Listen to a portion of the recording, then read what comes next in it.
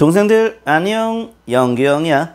한국사 10미닛, 바로 조선제도사 군사제도 살펴볼까 해.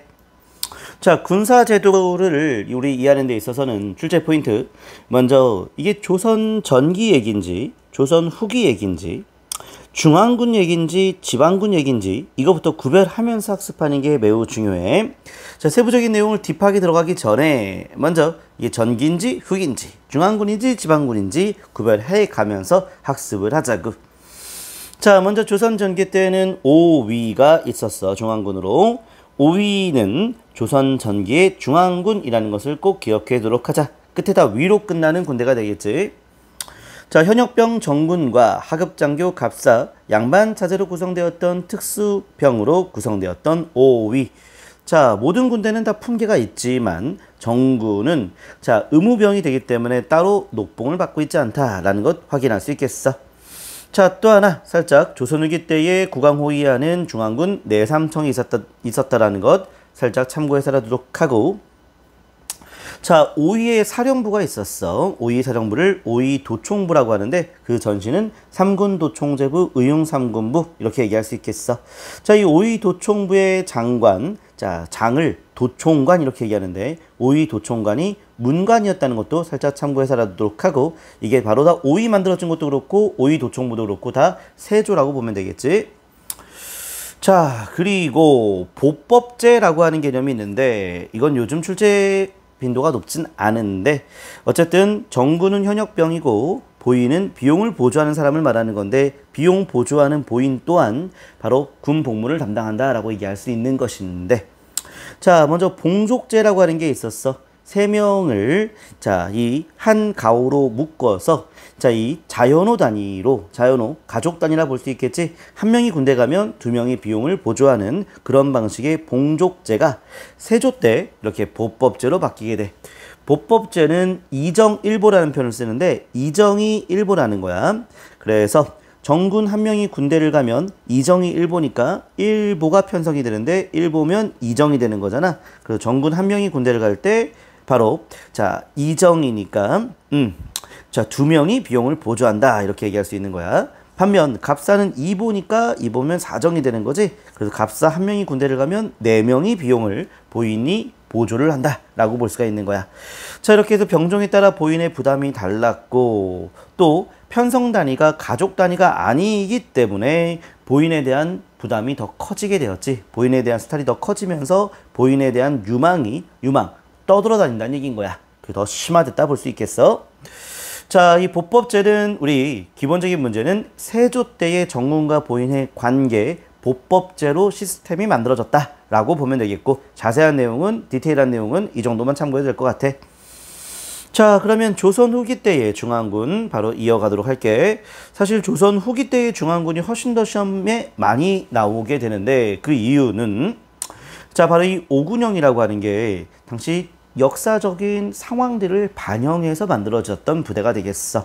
서인의 기반으로 볼 수 있는데 한 방에 다 만든 것이 아니라 임기응변식으로 설치가 되었던 것이기 때문에 어떠한 정치적 사건, 역사적 사건과 관련되어서 우리가 확인할 필요가 있겠어. 점차 나중에 직업군이나 되고 있는 오군영, 먼저 훈련도감이 대표적으로 출제 빈도가 제일 높지. 자, 선조 때 외란중 휴전 회담 중이었어. 남인 유성룡의 건의로 명나라의 척계강이 썼던 기호신서 참고해서 만들었던 직업군인 되겠어. 포수, 사수, 살수 되겠어. 포지, 창이고, 자, 사가 이제 활이구나, 활. 그다음에 살이 이제 창. 그래서 이제 활창. 자, 여기로 무장한 바로 직업군이라 볼 수 있겠어. 자, 이들은 직업군이니까 당시 백성들로부터 삼수 및 세를 걷어가지고 이들한테 월급을 줬다라 볼 수 있는데 그 월급이 잘 거쳐지지 않는 경우에는 난전 활동을 정부에서 묵인했다라고 볼 수 있겠어. 훈련도감 직업군이라고 보면 되는데 이걸 조금 자, 수준 있게 표현하는 것은 장번 금요병이라는 표현이야. 장번은 자, 이 한 군데 계속 있다라는 것이고 금요병은 월급을 받을 수 있다라는 얘기인 거야. 반면 번상 의무병이라고 하는 표현이 바로 훈련도감과의 반대적인 표현인데 번상은 한 군데 계속 있는 것이 아니라 자, 중앙과 지방 번갈아 가면서 교대 근무한다는 얘기를 하는 거고, 의무병이라는 건 직업군인이 아니라는 거지 의무부대다 라고 얘기할 수 있겠어. 자, 근데 훈련도감은 장번 급료병이었다라는 거야. 한 군데 계속 상비군으로서 주둔했고 그리고 월급을 받는 직업군이었다는 걸 다시 한번 꼭 기억해 두도록 하자. 자, 어영청은 인조 때 인조반정 계기로 만들어졌는데 무엇보다도 자, 정묘 병자호란 이후에 북벌 추진하는 데 있어서 어영청 부대가 역할을 많이 했었다라고 볼 수 있겠고, 자, 그리고 총룡청 인조 때 이괄의 난 계기로 만들어졌는데 북한 산성을 지키는 역할을 많이 했었고, 수어청은 인조 때 정묘호란 계기로 만들어졌는데 남한 산성을 지키는 역할을 많이 했다. 금이영 매우 중요하다. 숙종 때 수도 방위를 위해서 만들어졌던 건데 이 금이영이 오군영의 완성이라 볼 수 있겠지. 자, 이렇게 해서 이 오군영이 만들어진 순서를 가끔씩 물어볼 때가 있기 때문에 우리 어떻게 암기했지? 어종수가 금을 밝혀. 어종수라는 사람이 공무원인데 금을 밝혀서 잘렸다는 얘기지. 어종수가 금을 밝혔어. 뭐 이렇게 하면 되겠다. 자, 되겠지? 자, 다음. 자, 이제 지방군을 살펴보도록 할게. 자, 지방군은 자, 남방에는 영과 진, 군사 요충지인 영과 진의 군대가 있었어. 영진군이라고 하지. 근데 북방에는 고려 말 때부터 상비군적인 요소가 있었던 바로 이군 체제가 있었어. 자, 이군 체제 바로 자, 이 국경지대라 볼 수 있겠지. 그 지역에서의 바로 군 체제를 이군 체제라 볼 수 있겠어. 그래서 이군 체제는 산성 중심으로 편성이 되었었는데 점차 이 영진군과 이군 체제가 이군 체제로 전환이 되었던 건데 그 이군 체제가 이 전국적으로 확대된 걸 진관 체제라고 보는 거야. 그래서 이제는 산성만 쌓는 것이 아니라 전국 단위로 읍성을 쌓았던 거고, 그래서 전국의 9년 단위의 지역 방어 체제 진관 체제가 세조 때 편성되었다는 게 매우 중요한 내용이야. 자, 도 단위의 주진이 있고 그 밑에 부목 단위의 거진, 9년 단위의 재진이 있었다. 그 지역 방어 시스템이 바로 진관 체제라고 얘기할 수 있겠어. 자, 그런데 이 진관 체제가 유지되는 과정에서 정군이 점차 부족해지게 되었어. 정군이 점차 부족해지면서 군대가 많이 부족해지는 상황이었고, 또 하나 을묘해변 터졌지. 을묘해변. 자, 그 과정에서 명종 때에 군 운영 체제를 바꿨어. 바로 제승방약 체제로. 자, 제승방약 체제는 도 단위의 바로 군사 체제로서 중앙에서 지휘관이 파견되면 도 단위로 지휘한다 볼 수가 있겠어. 자, 제승방약 체제는 많은 한계점을 노출시켰지. 자, 먼저 지휘관이 늦게 오는 경우도 많았고, 그 지휘관이 그 지역을 잘 모르는 경우도 많았고, 또 너무나 지휘해야 될 그런 군대가 많았기 때문에 제대로 된 통제가 안 되지. 자, 그래서 외란 때 속수무책으로 많이 깨지게 된 이유가 진관체제의 한계점이었고, 그래서 외란을 계기로 해서 선조 때 진관이 다시 복구가 되는 거다. 제승만약체제 한계를 극복하기 위해서 진관체제로 선조 때 다시 복구되었다. 이렇게 확인하면 되겠다. 자, 그리고 예비군의 성격을 띠었던 조선 전기에 잡색군이 있었어. 자, 농민들은 어차피 정군으로 편성되기 때문에 잡색군에 특별히 포함될 필요가 없겠지.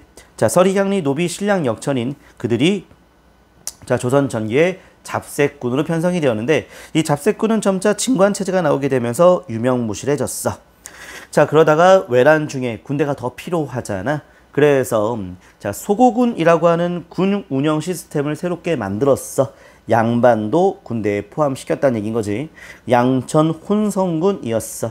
그런데 실제로는 양반들은 많이 기피했기 때문에 농민과 노비로 구성된 게 소고군이었고, 소고군에 대한 지휘를 영장이 따로 했을 때를 전담 영장제, 수령이 바로 영장의 역할까지 감당했을 때를 겸영장제라고 하는데 참고만 하고, 제일 중요한 건 외란 중에 소고군이라고 하는 양천 혼성군이 편성되었다라는 걸 기억하는 게 중요해. 자, 이렇게 봤고, 그 다음에 비변사에 대한 내용은 출제 빈도가 좀 높지. 비변사 우리 처음 보는 게 아닐 거야. 이 비변사는 자, 우리 세도 정치기 때도 봤었지. 세도가들이 권력을 장악했던 게 바로 비변사 때문이었잖아. 자, 비변사는 먼저 삼포해란 때 처음 설치되었고, 을묘외변 계기로 해서 상설기구화 되었다가 바로 임진을 한 계기로 해서 최고 정무기구가 되었어. 기능이 강화되었다는 얘기지. 최고 정무기구. 그만큼 전쟁을 치르는 과정에서 비변사의 기능이 강화되면서 비변사의 구성원도 많이 확대가 되는 거야. 자, 어떻게 확대되는 거야? 바로 전현직 정승과 오조 판서와 참판. 근데 여기에 공조 판서는 제외된 거 우리 기억날 거고. 자, 홍문관의 대제학과 바로 사도 유수부의 유수들 그리고 오군영 대장 이들이 바로 비변사에 참여하는데 중요한 건 이렇게 구성원이 많이 확대되었을 때 이들을 하나씩 하나씩 암기하는 것보다 이 구성원이 확대되었던 당시의 상황이 언제냐 왜란 이유라는 것을 기억하는 게 중요하겠어. 자, 그리고 유수부라고 하는 개념은 왕을 지켜야 될 거 아니야. 그래서 왕이 살고 있는 수도, 그 수도 주위에 방위 특수구역을 만들게 된 거야. 왕은 한양이 있지. 그래서 한양 주위에 위, 아래, 왼쪽, 오른쪽. 위는 개성, 아래는 수원, 왼쪽에는 강화, 오른쪽에는 이제 광주. 이렇게 해서 사도 유수부가 있었어. 사도 유수부의 완성은 수원이야. 수원 언제였을까? 바로 정조 때에 자 사도 유수부가 완성되었다 볼 수 있겠고, 자 그 유수부의 장이 유수가 되겠어. 그 유수 당연히 비변사에 참여해야겠지. 자 이렇게 해서 군사제도를 마치도록 할게요. 수고하셨습니다.